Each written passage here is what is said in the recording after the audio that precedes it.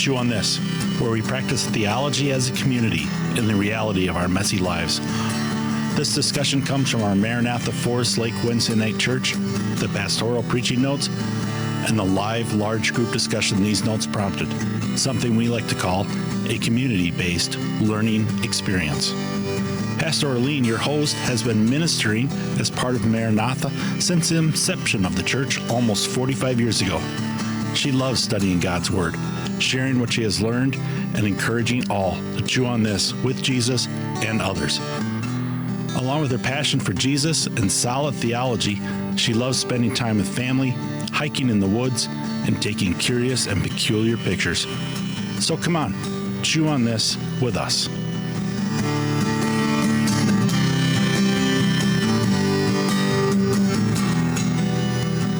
Christmas, everyone. Merry Christmas. Yes. Merry Christmas. Yes, and Merry Christmas back to me. Yes.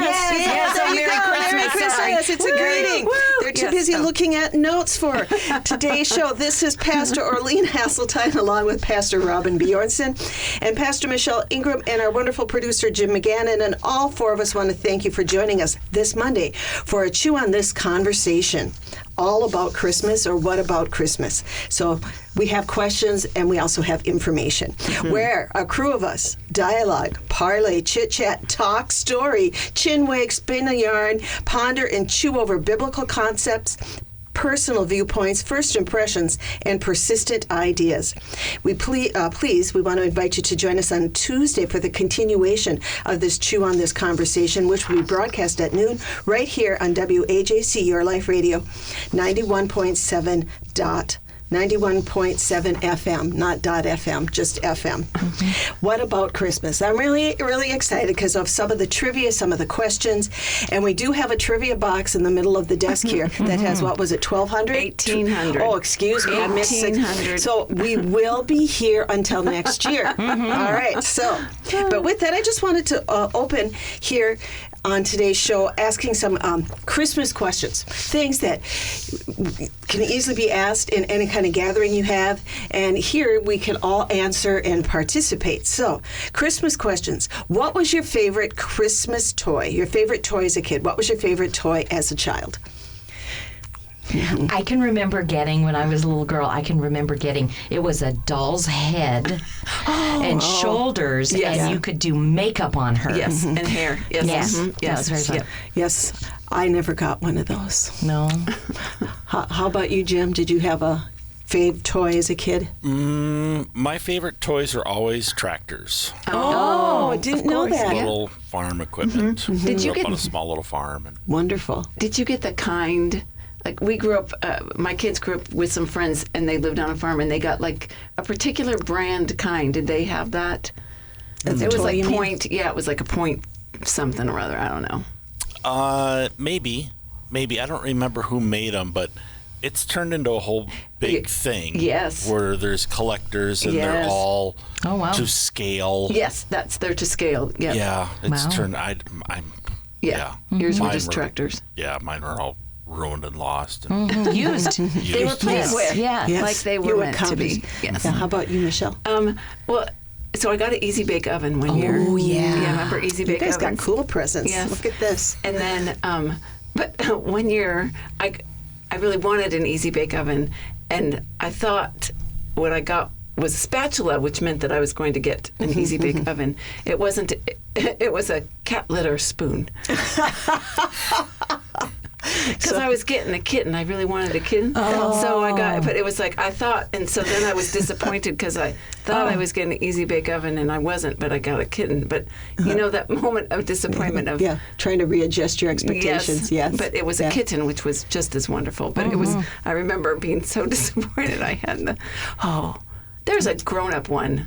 That was a disappointment. Well, we're not getting there yet. We're not going to grown-up disappointments. No, we don't want to go down that road of disappointment and darkness here on a Christmas program. Yes. But yeah. So. Yeah.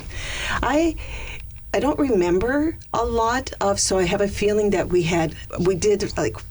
got ice hockey, we got family group things that forced us to play together because we're all so close in age. I have 3 older sisters and a younger brother, so there's 5 of us. The younger brother is a little bit younger than us. He was all of our baby. He had 5 mothers.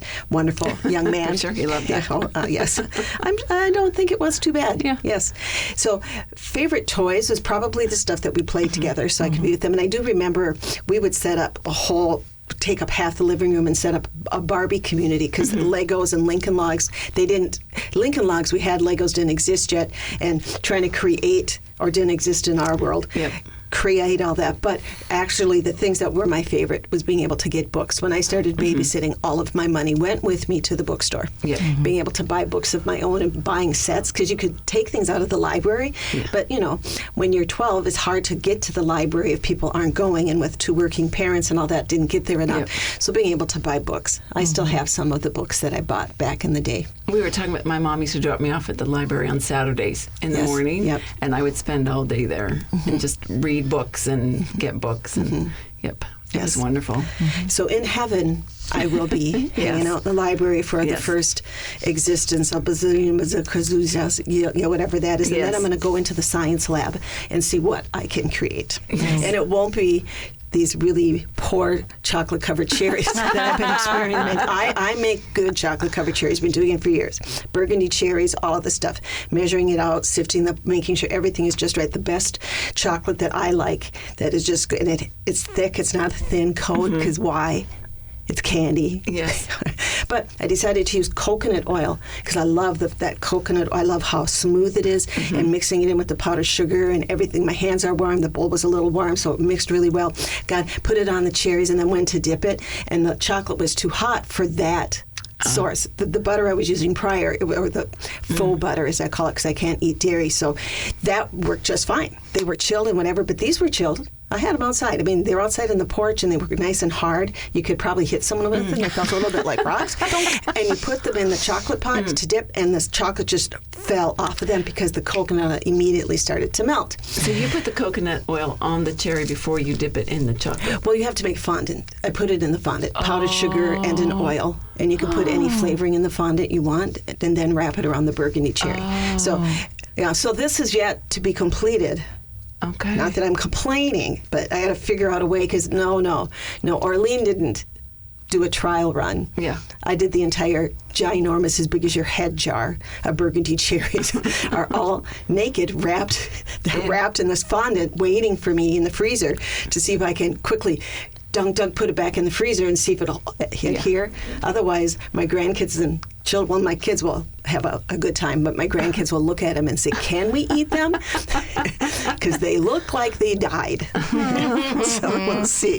So that might be one of their most memorable, because they've all gotten to an age where they really like them. When they were younger, even my kids, when they were younger, they didn't eat them. They were just gifts I gave out. Now I can't make enough to feed the horde that comes, so they have to enjoy. So my favorite toy as a kid, everyone's favorite toy, we got that one. Can you... we kind of talked about the most memorable present you've ever received. Just touched on it as a kid, but maybe as a grown-up. Is there a present that you received that was just stuck in your memory? Well, that was...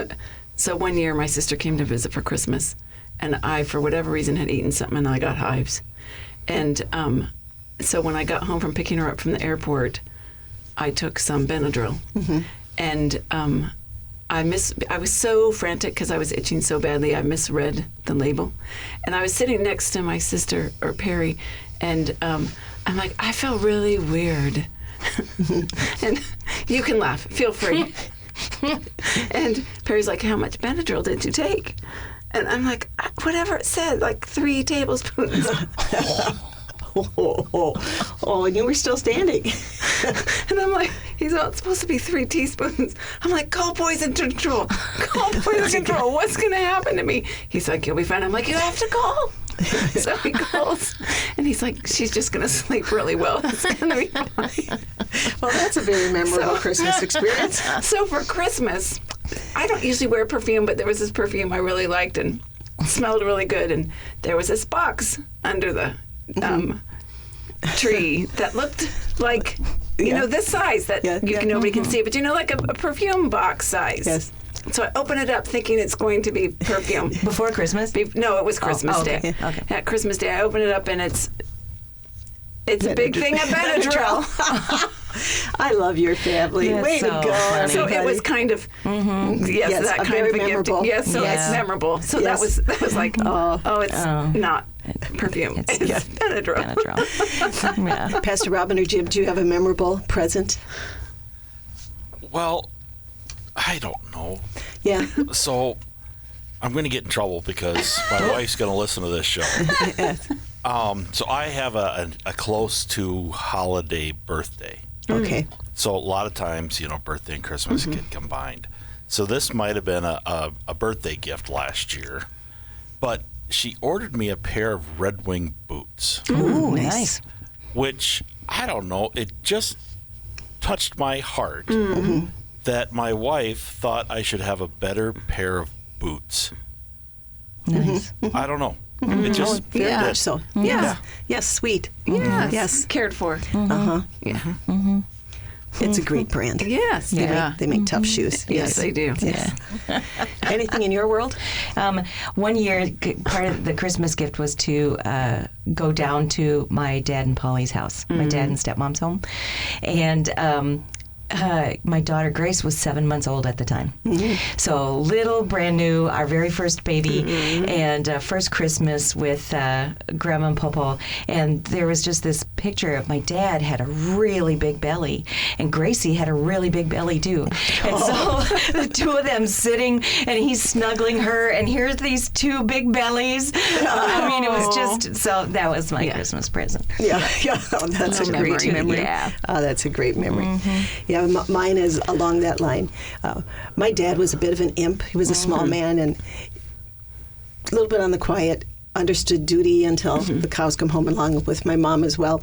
And there was one Christmas as they were retired and older, and both have, salt and pepper, more salt than pepper in their hair coloring.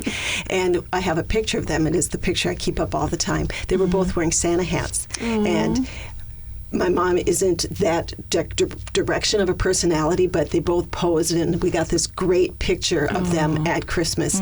And it stays up on my bookshelf so I can see them. Yep.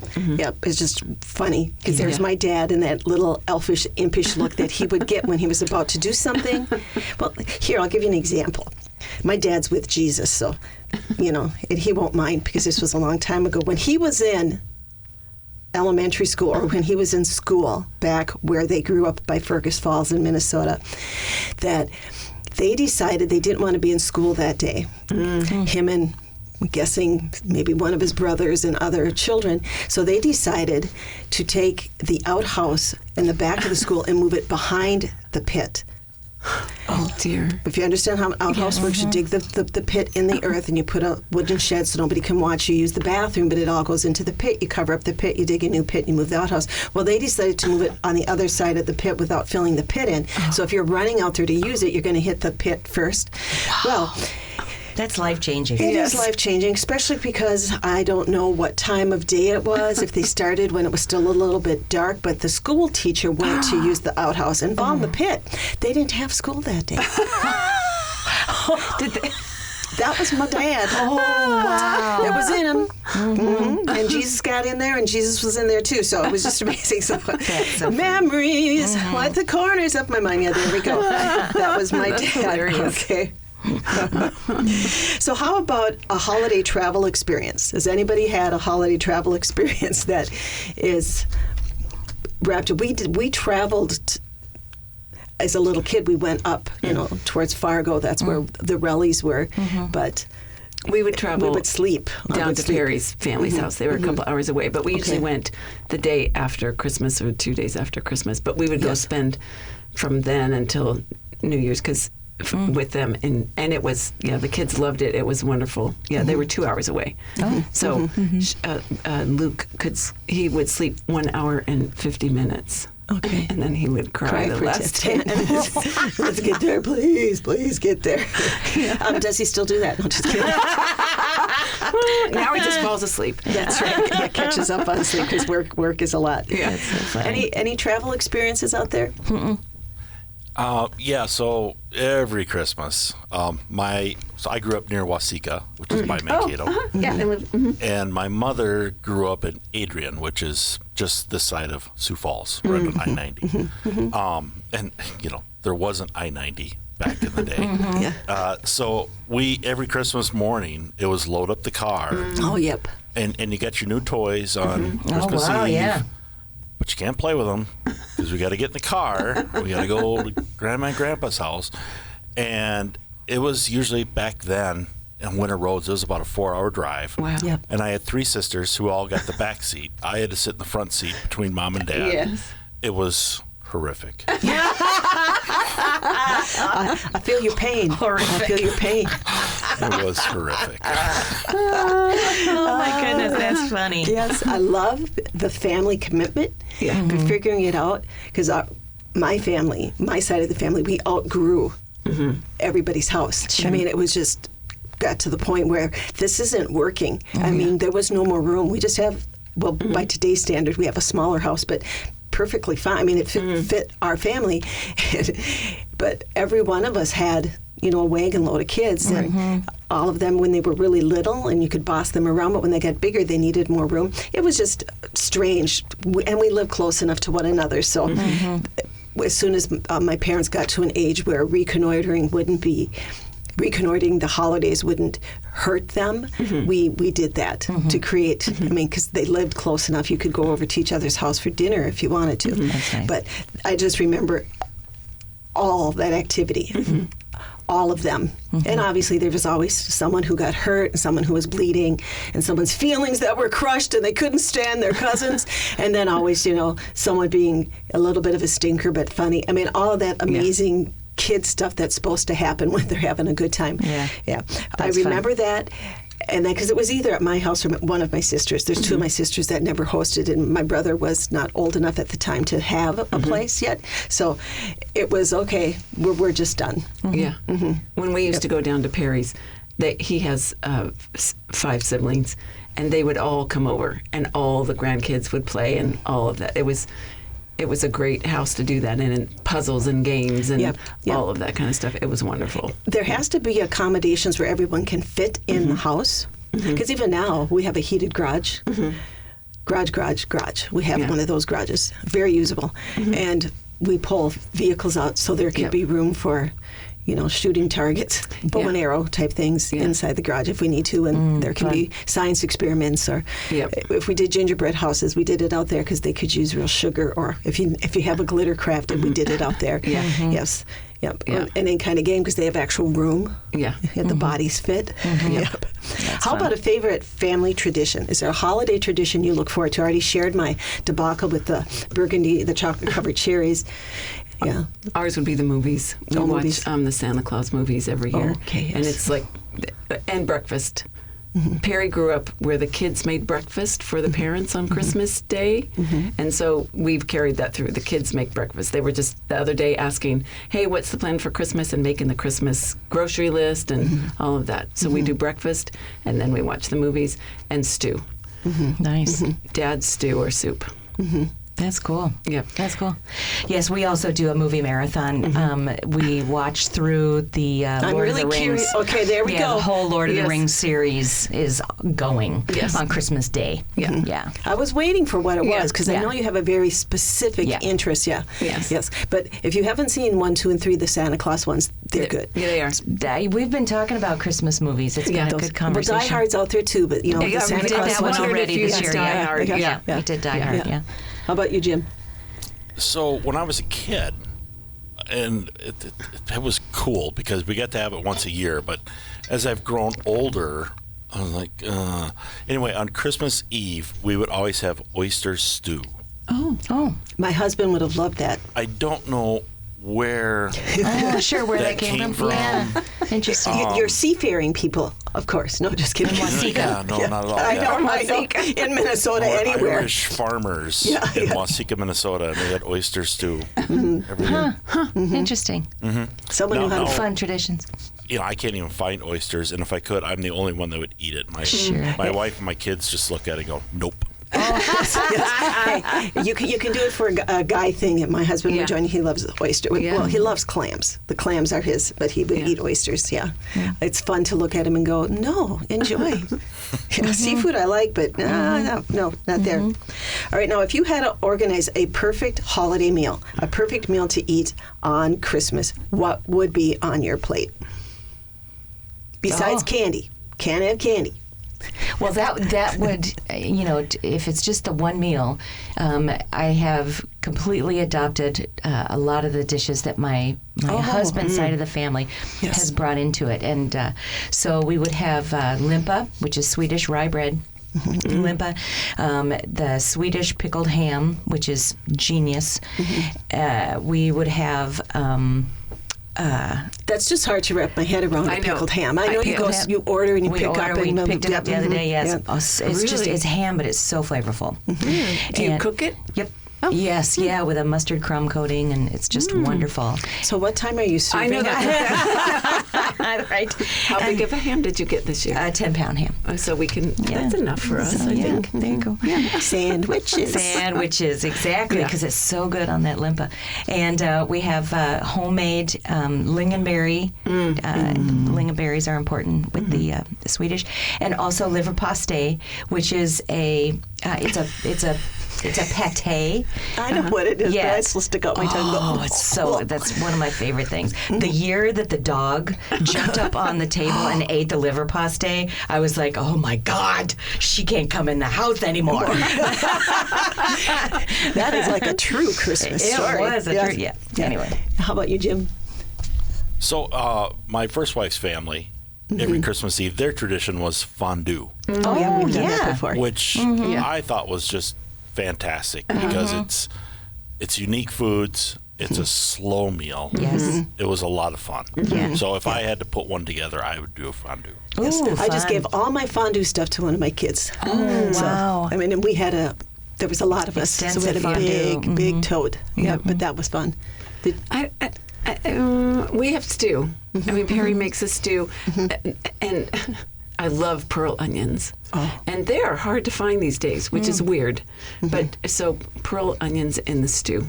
They're they're so nummy with bread. Good. I mean, I won't eat the bread, but just bread or biscuits. Well, we're going to go find Sift Bakery, Yes. which is all gluten-free, so I'm excited too. They're the ones that had the cake at the Christmas tea. Oh, Yeah, so I want to yeah. go find them. They're near the city, so we should Okay. be able to hook you up for next year if you want bread for your stew. Yes. That's just for you. Yes. Because it's out there. Good. Yeah. Yeah. And I might be able to hook you up with pickled onions. We just got to get you some Egyptian walking onion plants at the house because Perry Gardens. Yeah. And we can get you some Egyptian, and they make these things on them that are like pearl onions. Really? Yeah. They were so good. So how does she know all this I stuff? don't, because she knows everything. No, I don't. She is a knower of all It things. just sticks in her head. Yes. I have tried to make it twice. And this year was going to be the year because I want to make it, gluten and dairy free, but I want to make lefse. I love that thin. Yeah. People who know how to do it, so thin, and that potato pancakey bread thing, it's just, and it's warm. So good. And all the reading I've done on gluten-free ones, they talk about make it that day and eat it that day. okay. Don't try and freeze Okay. it like you Okay. can with other things. So it's like, So that's on my to-do list. It will not happen this year. Maybe after, in between Christmas and New Year's, I can start putzing with it to see, because I've helped twice with other people. Okay. And you got to know what you're doing. Yes. There's a process. There's ingredients. Just like my chocolate-covered cherries, you don't do it that way.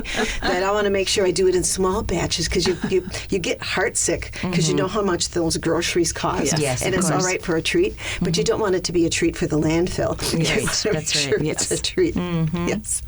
So were there any outdoor play that you guys did? Do you remember being outside at Christmas, snow?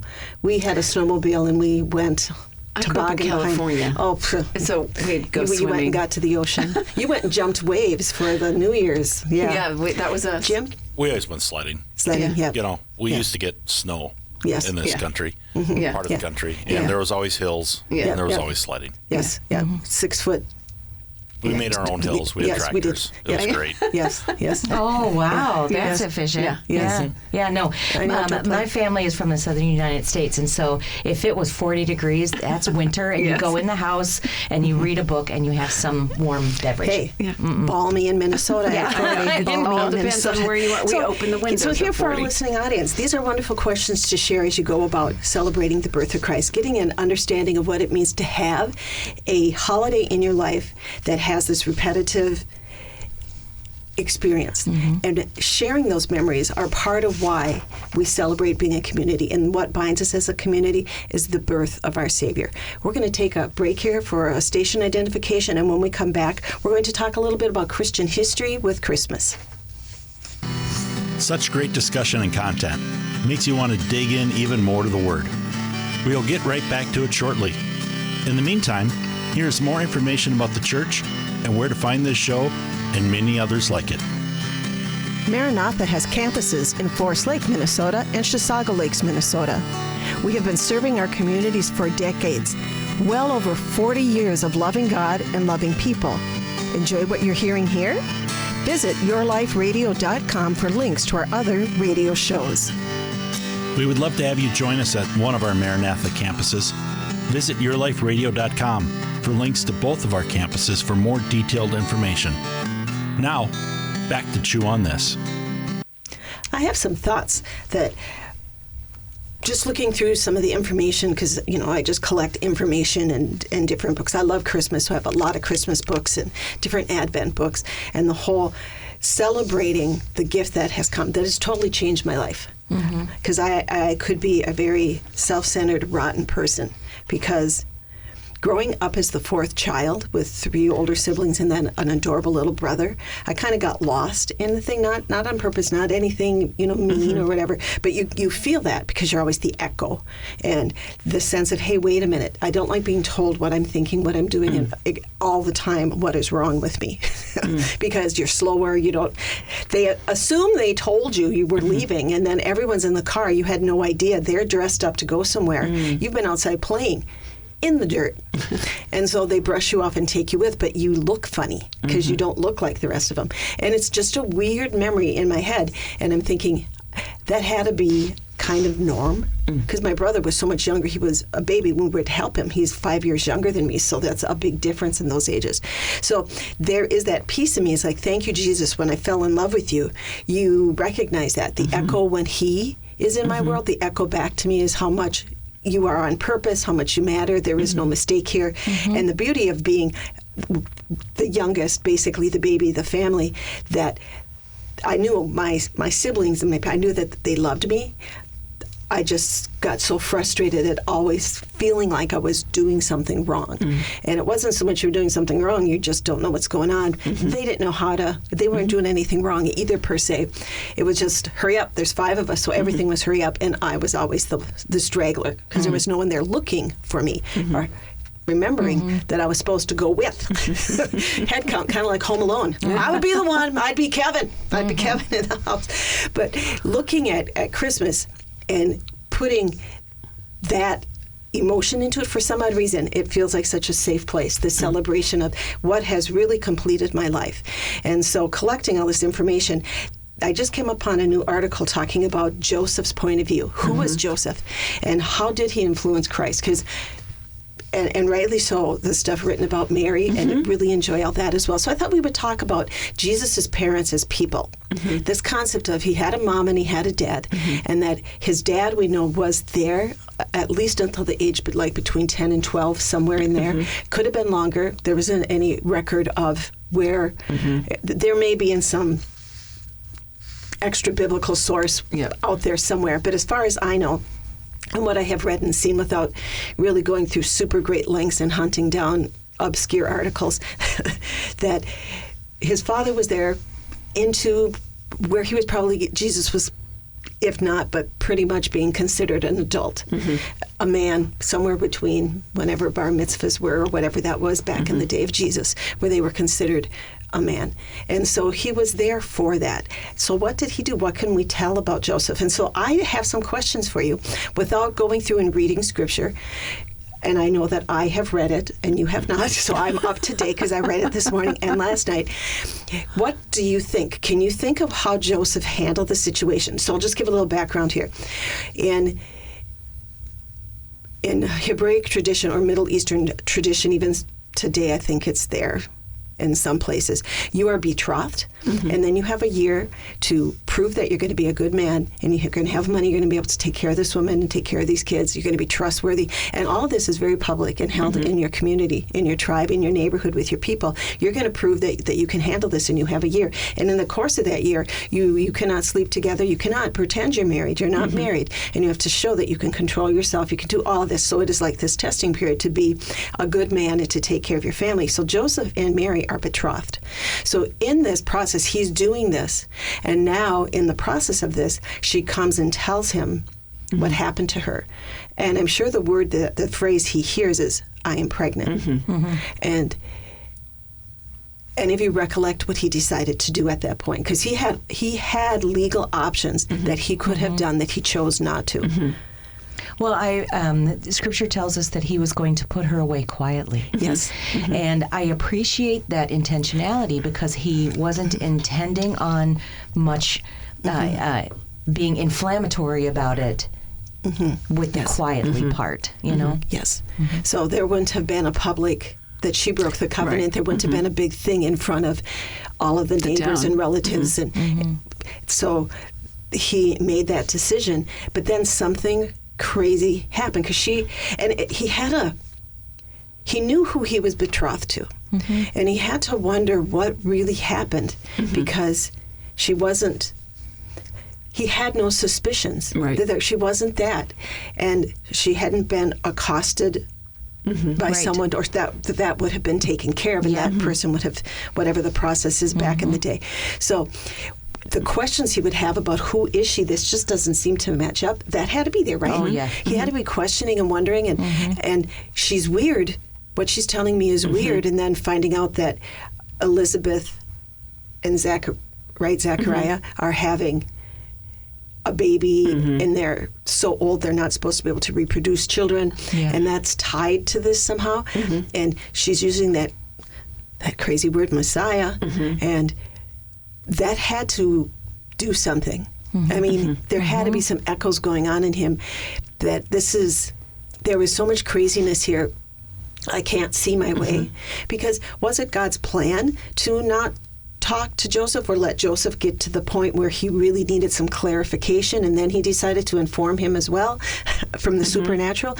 Or was it, I want Joseph to really grapple and understand who he's going to marry, and that she wouldn't be a person that would do this, but he can't marry her because she's pregnant with someone else's kid. He just can't do that. And understanding the human choice of that. In today's society, we don't understand the onus of that decision, but back in the day. So then Joseph gets a visit from the archangel as well, I think. I'm trying to remember. He has a dream. He has a dream. He has a dream. He gets a prophetic dream telling him it is okay to marry her because she's really telling you the truth. Yep.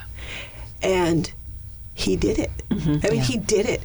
I mean, can you imagine all this crazy prophetic stuff happening to you, and you're trying to wade through it? I don't know the timeline. That would be an interesting one, and I'm sure someone has done it. Someone who understands it better than I know would have a timeline of this, how long all of this took, and how pregnant was she when they got married? I mean, and they did not sleep together. Or consummate their marriage until after Jesus was born, and all of the structure of how did it change him? Because this is his life now, this baby, and watching Mary's relationship, totally different than his relationship with Jesus. But he wasn't this absentee father. Right. I mean, you can look at Jesus learning the trade and being the craftsman that he was because of his father's influence. So they had to work together. What kind of conversations did they have in the shop? I mean, what kind of things, what was it like training him how to work with all these tools and passing down this family legacy and all of the amazing things? And then I don't know when the other children started coming, but they couldn't be that much later, so that he had siblings that he could, be the oldest. Did he torture and tease his younger siblings? What did he do? Did he help tie someone up into a tree and, leave them there in the middle of the meadow? I don't know, do they have meadows in there, in the middle of the olive grove? There we go. And hide and watch them cry, I'm going to tell Mom and Dad that you tied me to the tree. Did he participate in all of that? But Joseph had to navigate all of this. Yeah. So looking at his character and watching, just dumped on his head. Here, this is for you. Well, and he, I can imagine that the two of them really enjoyed the joy of family life together in just their little family unit. But you get outside of that family unit, and they navigated the sense of being misunderstood for the rest of their lives. Yep. Yes, completely Always. altered forever. Altered forever. And so here they are, this little unit that is moving through this community that is so interconnected, knowing that they know something that is real, that pretty much everybody else around them does not know. And what about their parents? Were their parents still alive? Where were they? And how did they navigate? Because they seen the before and after. And they seen the mess in the middle. They didn't see the end. Right. I'm pretty sure. Well, we know Joseph wasn't there when Jesus died. But where were the relatives of Mary and Joseph? Because there were relatives. Yep. And what were they thinking as they're watching this unfold? Because I wonder, even every year, did they? I don't know if they celebrated anniversaries. So every year that you celebrate the day you got married, and everybody's doing the math in their head that child came. Oh, that's Yes. all of that is happening in the whole society of the day, because it still happens today. Right. Yeah. And just thinking of that, because Mary knew she was going to be ostracized and questioned when she said, let it be to me according to your will, O Lord. But Joseph had to watch and say, you're not the man. I mean, you had that year to prove yourself a man. You're not. That's your kid, that type of thing. And all of that. And Joseph was a carpenter. Did this stigma in the community impact his trade? And, every time they go to the market to do whatever it is, they're going to go buy fish down at the sea, whatever, hearing the snickering and the tisk, tisk, tisk and all of that stuff. I mean, humanity is humanity wherever you go. And when this kind of behavior is so shunned by a community, for this to be the path of God is so off-putting for everybody. It couldn't ever be like that. Oh no, because this is just too God would never do that. Too gross or too common or too counterculture. Well, it's just filled with too much suspicion. Yes. And of course, I've heard it said that every young woman was hoping that they would be the vessel that the Messiah would come through, that they longed for that they were really hoping for that. But you can bet every one of them thought that was going to happen after they got married. Yeah. Yes. Yes. Calculating. How can you even imagine this whole... God would never do something so... And that's where I think it's just uncanny that Elizabeth was there for Mary, because Mary had this experience, and Elizabeth had a prophetic... Yes. When she seen Mary, her baby in utero responded to Mary's baby in utero. Right. And so there was...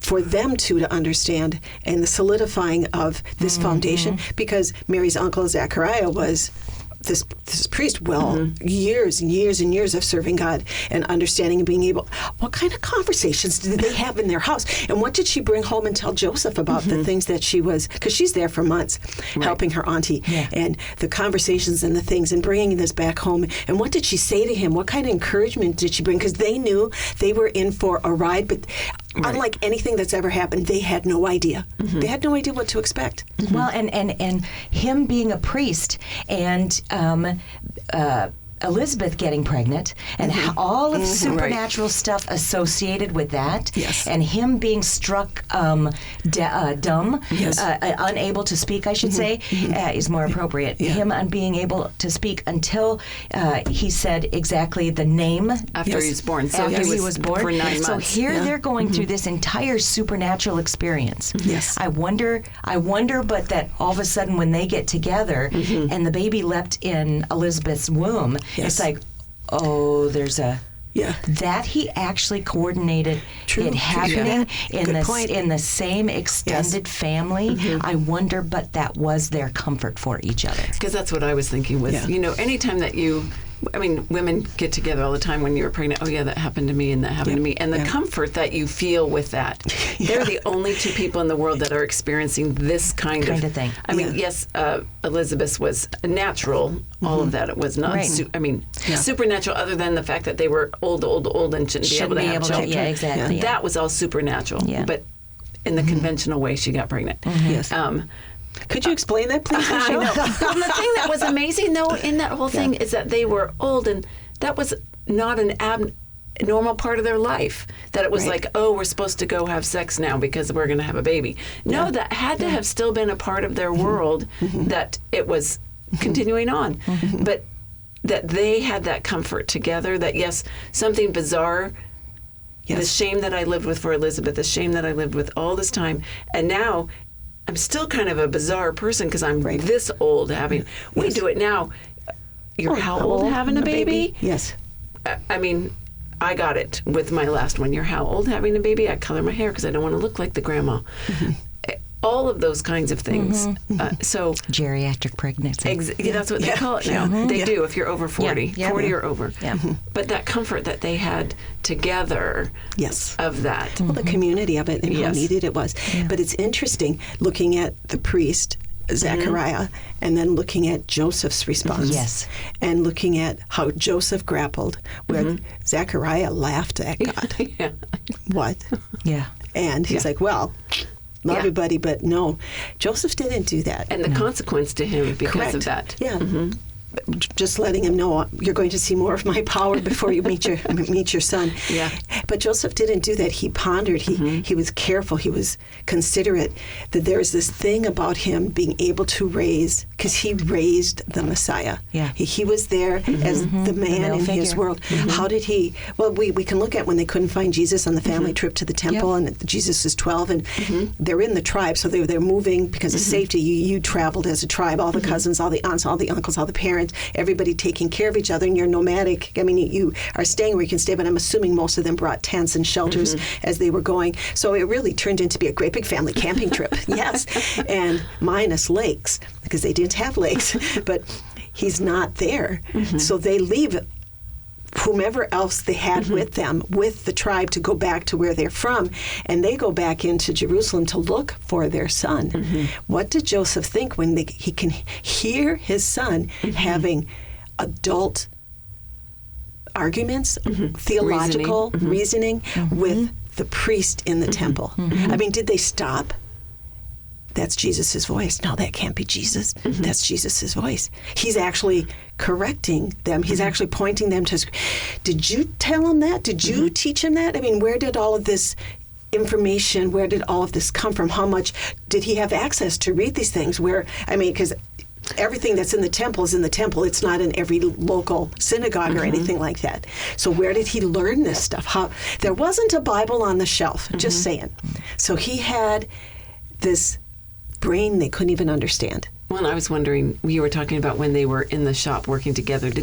How did they learn those things? Did they have conversations about that together, Joseph and Jesus? Because it says he grew in wisdom and stature before man and God. So did they have those kinds of conversations as he was young, growing up? I mean, you have accepted you're raising the Messiah. Yep.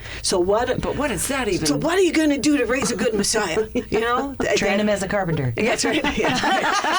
You're going to do your normal everyday life because God selected you. You didn't ask or sign up for this, and you're doing this in your obedience. But what do you do? And it's your firstborn. It's not like you've had other ones that you've proven to see what do this, don't do that. Yeah.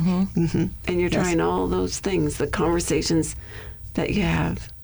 I wonder, but that they were doing really the best they could, whatever that was at their time in the course of an ordinary day. Correct. This is just what you do. The life. We don't know anything else. We're not being told anything else. Well, we see that in the scripture that we have of Jesus' life before he became into public ministry, which are the quiet years. And they just had to do life. I mean, because they had to earn a living and they had to live in community and they participated in the community. I mean, being invited to the wedding and how he brought some of the apostles with him to the wedding because that's what you did, and they're kind of connected anyway because a lot of them are from the same hometown, and so they're there. They know Jesus; he's part of this, and Mary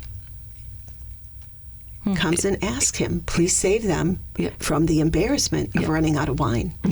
And that they haven't planned well. They don't care for their community. That they were selfish in some way because they haven't planned and cared for this. And his look to her saying, "If I start the time clock now, Mom, there's no end to it." I mean, it doesn't. There's no way to interrupt it. I'm boggled that what was going on in Mary's mind and in her relationship with Jesus that she would even ask that. So here's him as just one other of the invited guests. You know, Mary and Joseph's tribe. You know, their whole clan is coming up, and a whole bunch of them. And she, what was going on in her mind about his capacity? Yes. Or was she just thinking, "You're going to get more wine"? Was she just thinking in the natural, "Can you solve this"? That's what I mean. It's like what was going on that I mean, is this asking Jesus to, in her fashion, to run back home and grab the wine that they have? Exactly. You know, I don't know. You don't know what was in her head except he registered it as I think asking she knew. Something beyond. See, I think she knew. So I'm going with she knew because there's something that's there. It is a study. There isn't a whole lot. There's not. Yeah, but in the movie The Passion, when Jesus turns carrying the cross heading to his crucifixion and looks at her, and the actress looks at who's to be her son, that mom-son look, there's something about that. I've only seen the movie once. I don't think I could ever see it again because of the intensity of it. Beautifully done. And that goes back to my curiosity about her and him. How much did she just interpret because of that crazy experience with the archangel and all of that and the stuff her and Joseph did in anticipation. And Anna and Simon. All these things, throwing him in. And looking at the wedding, I think she knew what she was asking. She was just too in tune. And Joseph wasn't there at the time, so Joseph had already passed away, I'm guessing.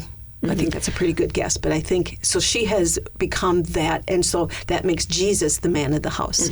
So it's like going to her husband and asking him to take care of this, and asking the question probably without any understanding of the fullness of this is going to culminate in my baby's death. Correct. That's what she didn't understand that. That piece, just of like, I'm just asking, and he's like, he understands. Yes. Yep. Can you use some of your juju to make this better, as opposed to that's not actually the significance of what's going on in her mom. Where did that start to register with her, that his life on this planet isn't going to be what I thought, that the supernatural is going to continue this, the stuff that I experienced when he was born is going to happen when he died, there's going to be more. There had to be markers in his life where she went, I'm not sure. This isn't Messiah behavior in the community. And something had to have gone on, exactly what you're talking about, because at one point somebody came to Jesus and said, your mothers and brothers are outside. They're worried about you. Yes. So rumor has it you're kind of losing your noogies there, boy. Exactly. And so I wonder what it was like for her watching how others responded to him, because wherever it is he went, he provoked a reaction. When he became public, when he started his public ministry, there was always a reaction to him, and witnessing that as his mom, it's like, some of it's good. Look at all these people following you, and then some of it's real bad because they're looking to kill you. Yes. Yeah. Do you see what you're doing on this side over here? They're not happy. You need to stop. Or just being surprised that they respond to him that way, because she knows. I mean, she has the insider information. Nobody else knows, because I'm pretty sure Elizabeth and Zachariah are dead. Probably her husband is dead. And then that leaves John the Baptist, but he also wasn't around at that time. Right. You know, I mean, he's Jesus' contemporary. Normal. No. Either in his lifestyle. He talk about provoking. Normal. His whole thing was to be in your face. Yeah, exactly. In your face. But here, when Mary says yes. It's called the Magnificat, and Mary's song in Luke 1:46 through 55.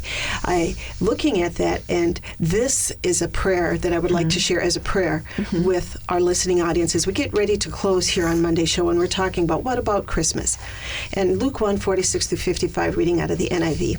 And Mary says this, "My soul glorifies the Lord, and my spirit rejoices in God my Savior, for he has been mindful of the humble state of his servant. From now on, all generations will call me blessed, for the Mighty One has done great things for me. His holy is his name. His mercy extends to those who fear him from generation to generation. He has performed mighty deeds with his arm. He has scattered those who are proud in their inmost thoughts. He has brought down rulers from their thrones, but has lifted up the humble. He has fulfilled the hungry with good things, but he has sent the rich away empty. He has helped his servant Israel remember to be merciful to Abraham and his descendants forever, just as he promised our ancestors." She understood her history. She had a glimpse of her future, and she realized she said yes to standing in this gap, the peg where all of this was going to turn. And she had the opportunity, and so did her husband Joseph up until he passed away, to watch and to care for her son. She watched her son die, and that is the end of her Merry Christmas until he's resurrected again. So when we celebrate Christmas, keeping in mind his family, the family of Christ, and how they viewed this and how they celebrated, I think is a beautiful tradition to add into our Christmas celebration. We look forward to you joining us tomorrow as we spend a little bit more time on Christmas trivia and answering questions that you never asked. Thank you for listening to part 1 of this week's episode of Chew on This.